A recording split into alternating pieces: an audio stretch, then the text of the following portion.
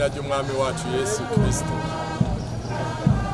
Izina ryanje nitwa Pasteur Ngendakuriyo Jonas, umwungere wa kabiri w'ishengero rya Pentecote rya Kayogoro.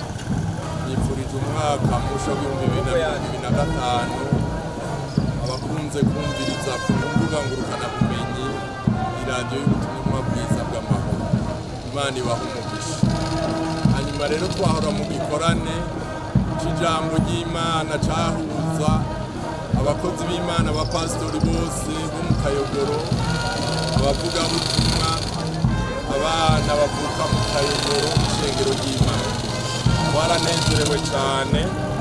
Hanyuma rero ijambo ry'Imana twize ryabaye ijambo ry'Imana ritwereka ko umukristo wese akwiye kugira ingabire zose za mpwemu yera uko ari 9.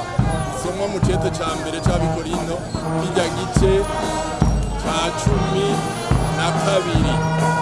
Izo ngabire rero umukristo akwiye kuzisaba Imana kugira ngo Imana ryashimikiyeko ni ivy'amayinga 70. Umuvugishwa n'Imana Daniel, umukozi w'Imana Daniel yeretswe. Hanyuma rero cabaye ikigwa kirekire gikomeye, zerekana yuko amayinga 69 aramaze kurangira.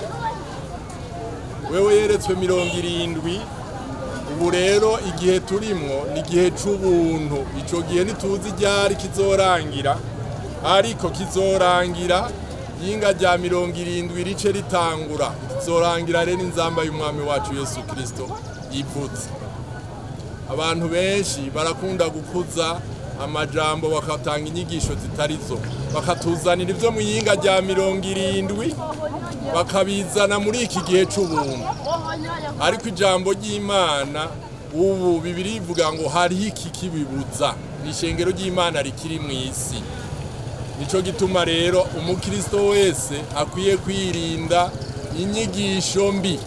Hariho abazitanga ku mbuga ngurukanabumenyi ntibashobore bakavuga ibitari byo, bakavuga ibidahimbara Imana, bagafata imitima y'abakristo bakayihagarika. Nagira ndemesha umukristo wese ari hano, turi mu gihe c'ubuntu. Ico umuntu akwiye gukora ni ukwisuzuma mu mutima, akagenda yezwa n'amaraso ya Yesu Kristo. Ikindi twovuga, nta buhanuzi buriho busumba ijambo ry'umwami wacu Yesu Kristo. Yadusigaranye ijambo ry'Imana. Ubuhanuzi, reka nkoresha ijambo ry'igifaransa, butagira imperfection, butagira mahinyu, ni ijambo ry'umwami wacu Yesu Kristo. Paulo yarabivuze ko avuga ati naho yoba jewe, naho yoba umumarayika, umuntu azozana izindi nyigisho zinyuranye n'ubutumwa twababwiye arakavumwa. Ico nohanura umukristo wese rero yosoma ijambo ry'Imana, akareka guhagarikwa umutima n'ama-audio n'inyigisho z'abaheretiki. Turi mu gihe c'ubuntu, nico turimwo. Twame dutunganya imitima yacu, twoga mu maraso y'umwami wacu Yesu Kristo. Ibisigaye inzamba niyavuga. Abapfiriye mu mwami wacu Yesu Kristo nibo bazobanza kuzuka, abazoba bakiro bazohindurwa. Uwo munsi nyene niho iyinga rya 70 rizoba ritangura. Vya bindi vyose mwumva bizoca biba. Antikristo akore mu mwidegemvye, ishengero tuzoba twadutse. Mu Kristo reka guhagarika umutima muri iki gihe c'ubuntu, tungana neza mu mutima wisunga ijambo ry'Imana. Izo nyigisho rero zabaye izinkora mutima, kuko muri iki gihe hariho abantu bariko baracuranguza abakristo bababwira ibitari byo. Mbere n'abakozi b'Imana ugasanga bararutaye urutonde rwo mu ijambo ry'Imana. Nta buhanuzi buhari busumba ijambo ry'Imana. Ndabakengurukiye rero ko mwari munteze amatwi. Yesu abahe umugisha. Turabaramukije mwebwe mwese muriko murakurikirana radio televiziyo ubutumwa bw'amahoro n'izindi mbuga ngurukanabumenyi nk'uko mubibona hano muri misiyoni ya Kayogoro. tumaze iminsi dufise indwi nziza y'igikorane irimwo uruhimbi rwo kurangiza umwaka, aho hari hakoraniye abavugabutumwa bakorera ino misiyoni barenga 650 hamwe n'abapasitori bose 16 n'abashitsi bavuye mu mihingo itandukanye. Turashimiye Imana rero ko kino gikorane cyagenze neza, tukaba twararonse inyigisho zikwiye mu Kristo aja mu rugendo ruja mu ijuru. Twaranezerewe cyane n'inyigisho twaronkeye, kandi ibi bikorane byo kurangiza umwaka bikaba bigize iminsi biriko biragenda neza mu yandi mashengero ya Pentecote mu Burundi. Tugomba rero dushimira Imana igikorwa c'Imana kibandanya, kandi kw'ishengero ry'Imana ari bizima. Natwe rero nk'ababaye muri ibi bikorwa vy'Imana, abatuko baradukurikirana bumve yuko ishengero ry'Imana riri amahoro, ko turiko turabandanya igikorwa, kandi yuko n'abakozi b'Imana bari ku kivi kugira ngo igikorwa c'Imana batumwe bagishishikara.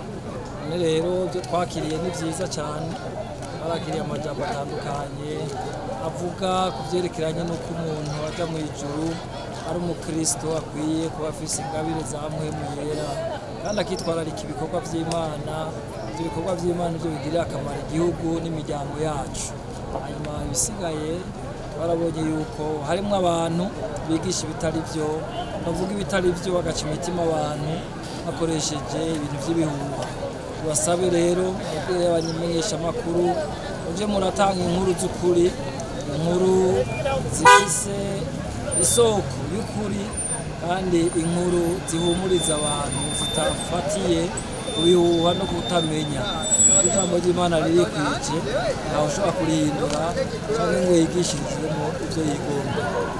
Twongere gushima ko abungere b'iri shengero bifurije umwaka mwiza abakozi b'Imana, abantu bose mu bice bitandukanye by'ubuzima barimwo. Tuba tubakengurukiye kuko cari igikorane vy'ukuri giteguwe neza, carimo umuhezagiro mwinshi n'amahoro menshi. Natwe rero ku ruhande rwacu twongeye kwifuriza umwaka mwiza batwumva, uzobabera umwaka wo kwagukirwa mu buryo bwose, ivyahora bibagora bize bihave, kandi tubifurije kwagukirwa. Muze mugire umugisha, muze mukorere Imana, muze mube abantu bafise ikimazi ubwami bw'Imana no mu gihugu. Imana ibahezagire, murakoze cyane.